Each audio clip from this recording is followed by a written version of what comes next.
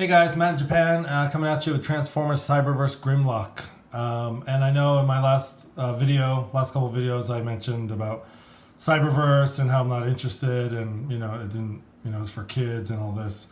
So you can just call me a big fat liar there. These figures started to trickle in here in Japan. I got this off of Yahoo Auction about 3 days ago. It arrived this morning and thought I'd take a look at it. And again, just more interested in the aesthetic look of this figure. Love the head sculpt, the paint, and just in general the way it looks. So I kind of solely bought it for that purpose. I'm not really into the articulation or the gimmick so much, but yeah, just the way he looks in general, just really like it. So yeah, just take a quick look here at Grimlock. And again, I love that head sculpt. Love the way they did that. And you get the animation picture in the back. Transformers Cyberverse Grimlock, Rocket Roar, that's the gimmick.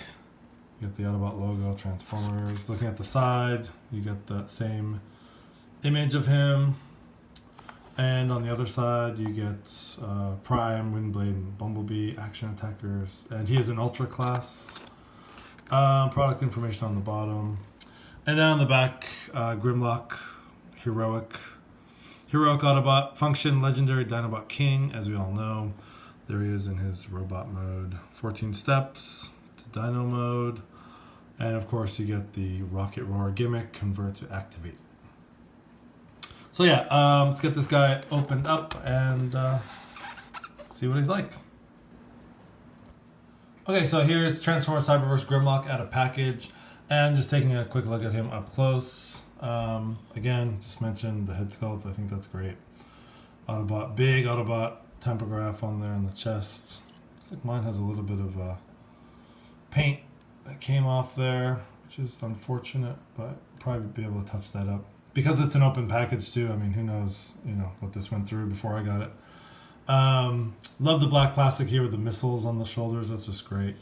You get some red plastic there coming down. Get the yellow claws. And I love the way they did the legs here with the yellow and the blue and the red.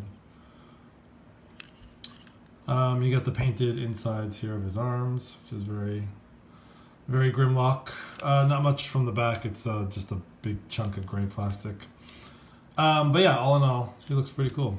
Articulation wise, not going to go into too much detail. Nothing at the head.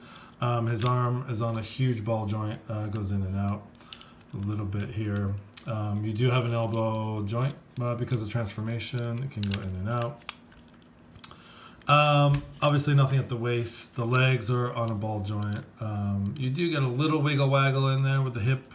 Nothing much. And you don't have any knee bend, which is pretty common with these figures. And again, because of transformation, you do get some bend at the feet there, but I don't know what purpose that's going to serve for posability and stuff. Anyways, so let's see here. Let's bring him. It's going to bring in Power of the Primes Grimlock and just see how they scale together. And they're pretty. Yeah, Cyberverse Grimlock's maybe a little bit taller than him.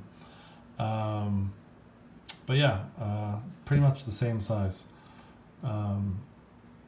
Obviously two different figures, but yeah, I think they did a good job representing him. Okay, so here we are in Dino mode, and yeah, he's the transformation was pretty easy. Although I might have missed a step in the instructions, when I folded up this whole assembly here, one of his front arms popped off, and I thought I broke something, but these are just on ball joints. So, but as far as articulation in Dino mode, these are on a ball joint, so you can kind of get some posability there. Other than that, there's not a whole lot. Because of the transformation, you have this. These are on the ball joint, so you can bend his knees in Dino mode. But for the most part, he just stands there. And you can get him a few different poses. You can get him like that. You can get him in his sort of classic T-Rex mode here. And then of course, so these things come down, his feet come down, and that one pegs in. And then the right one on here, if you just push down on here, then that releases the gimmick. And the gimmick is pretty cool. I mean, out of all these figures that I've seen reviewed, this is probably the coolest. A lot of those gimmicks are pretty poorly executed, I think, but this one definitely works. Even though I still think it looks like he's coughing up a big fiery hot Cheeto here, but it's cool for what it is. And this is something I've been wanting to try, actually. I'm surprised no one has done it so far, so let's see what happens. So let's see, I'll put, I guess, actually, yeah, just because I have him right here. Just want to see how strong this gimmick actually is. So if we put Pride of the Primes, Grimlock there, and push the gimmick, let's see if he falls over. Okay, yeah, he does. He does. So it's pretty... Let's get him off screen a little bit. Let's see if he will actually knock him down here. Oop, not close enough. Okay, one more time. Let's see, get him close. And then, all right, here we go. So he can topple his foes with his, what's it called? Rocket Roar, his Rocket Roar gimmick. So it's actually pretty fun. It's been a long time since I've had a Transformer with a gimmick, so it's actually quite satisfying. The noise and the action itself. So yeah, if you guys are looking to pick up this figure, I would recommend it. Again, you know, meant for ages 6 and up, and I think it'd be a great toy for young kids. But I'm having a lot of fun here with the gimmick and everything. So, well, that being said, yeah, this has been Matt in Japan, Transformers Cyberverse Grimlock. Thanks for watching.